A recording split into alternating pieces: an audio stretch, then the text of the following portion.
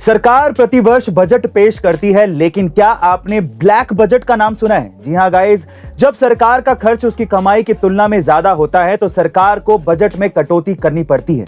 ऐसे बजट को black budget कहा जाता है। आजाद भारत का पहला ब्लैक बजट सन 1973 में पेश किया गया था। 1971 के युद्ध और सूखा पड़ने के कारण देश की आर्थिक तंगी से जूझ रहा था। तब इंदिरा गांधी की सरकार थी और उनके वित्त मंत्री यशवंत राव बी चौहान ने 28 फरवरी 1973 को यह बजट पेश किया था। इस बजट में सामान्य बीमा कंपनियों, भारतीय कॉपर कॉर्पोरेशन और कोल माइंस के राष्ट्रीयकरण के लिए 56 करोड़ रुपए का प्रावधान किया गया था।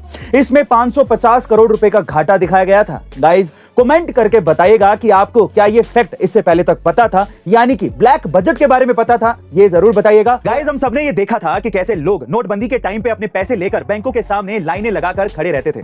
बड़ा ही आपदा का टाइम लगता था, पर आपदा में अवसर ढूंढने वाला ही पैसे वाला बनता है। ऐसे ही न्यूयॉर्क में रहने वाले रॉबर्ट सैमुअल ने लाइन में लगने को ही अपना स्टार्टअप का तरीका बना लिया। कैसे, मैं आपको बताता हूं। दरअसल 2014 में जब वो बेरोजगार थे और उन्हें पैसों की सख्त जरूरत थी, तब एक दिन उन्होंने एक अमीर आदमी को एप्पल के स्टोर के बाहर लाइन में खड़े देखा।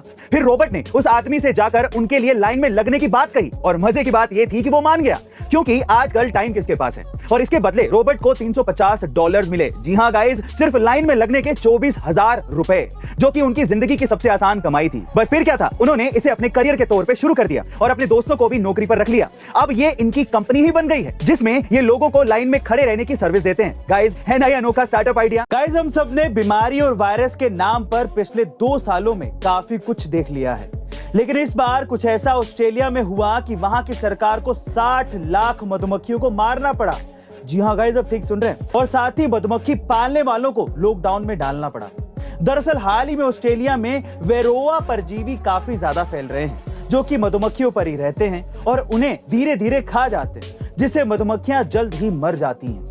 इससे ऑस्ट्रेलिया को बहुत ज्यादा नुकसान हो रहा है, क्योंकि मधुमक्खी पालन ऑस्ट्रेलिया की इकोनॉमी का एक बड़ा हिस्सा है। इसी को कंट्रोल करने के लिए सरकार ने इन मधुमक्खियों का लॉकडाउन प्लान किया था, ताकि इस इंडस्ट्री को बचाया जा सके। गाइस, अब पता नहीं ना जाने और क्या क्या हमें पेंडेमिक के बाद देखना पड़ेगा। हम देश के लिए अच्छा करते रहेंगे, रोक सको तो रोक लो। गाइस, ये कहावत जेनेरिक आधार के फाउंडर अर्जुन देशपांडे के लिए बिल्कुल सटीक बैठती है। अर्जुन देशपांडे ने देश में फार्मेसी की फील्ड में जो रेवोल्यूशन स्टार्ट किया है, वो काबिले तारीफ है।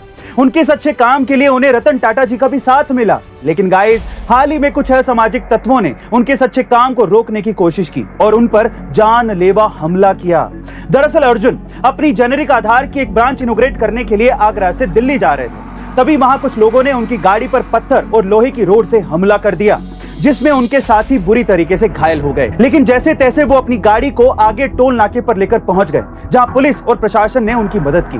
गाइस, जो भी हुआ वो गलत हुआ, क्योंकि जब कोई व्यक्ति देश और समाज के लिए अच्छा काम करने की सोचता है तो अक्सर उसे रोका जाता है। पर हम तो अर्जुन जी के लिए सिर्फ यही दुआ करेंगे कि वो हमेशा स्वस्थ रहें और आगे बढ़ते रहें। अर्जुन जी, आप आगे बढ़िए, हम आपके साथ हैं। जय हिंद।